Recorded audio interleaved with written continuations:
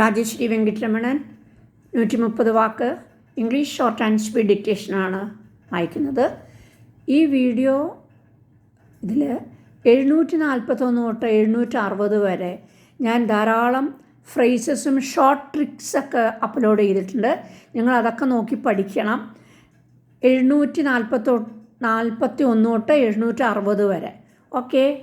Mr. Chairman, ladies and gentlemen, I am honored to be invited to address this gathering for the basic objective of this organization to comprehend, communicate, and help shape the strength of world affairs has been the central purpose of my own life since long before I served the government. And I have since found that the statesman too has no more important task. Former President Radhakrishnan once said, "Life becomes meaningful only when we grasp the character of the age we live in, see its significance, and understand the objectives it sets us and strive to realize them." The fundamental reality of our age is that we live in a world inextricably linked by interdependent economics and universal aspirations, by the speed of communications and the specter of nuclear war. The political lesson of our age is that the national interest can no longer be defined or attained in isolation from the global interest. And the normal challenge of our age is to free ourselves from the narrow perception of the nation state and to shape a conception of global community. The 3 years I was lost in New Delhi have seen profound changes in the relationship between India and the United States, the whole region, and in the world. On my last trip to South Asia, I paid my first visit to Peking.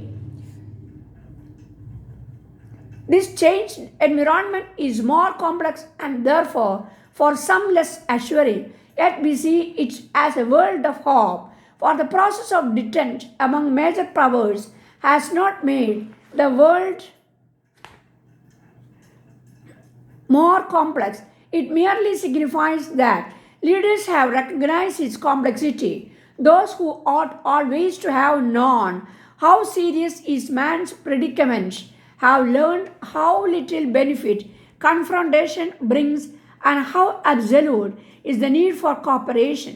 This has not been an effortless transition for the American people, nor is it without difficulties in other nations of the world, for it requires coming to terms with less simple views of right and wrong, of the possible and the ideal, than have permitted political thinking for generations. This new American view, it is appropriate to acknowledge here, owes much to an old vision of India's national leaders. Prime Minister of India perceived an impermanence of the post-war cold in which India was born, of frozen hostility between the superpowers and their insistent efforts to enlist other nations on one side or the other.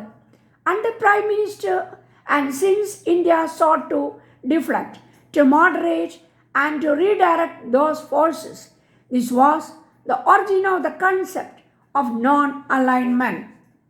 It is not necessary to debate now whether the United States should have welcomed the concept at that time in order to agree that in the present world it is for nations such as India an altogether understandable and practical position.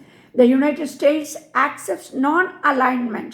In fact, America sees a world of free, independent, sovereign states as being decidedly in its own national interest, support of being decidedly in its own national interest, national independence, and of the diversity that goes with it has become a central theme of American foreign policy.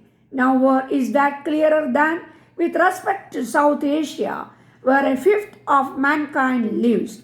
In testimony before the United States Senate's Foreign Relations Committee 6 weeks ago, I stated this principle of American foreign policy in explicit terms. We do not look at the subcontinent as being composed of some countries.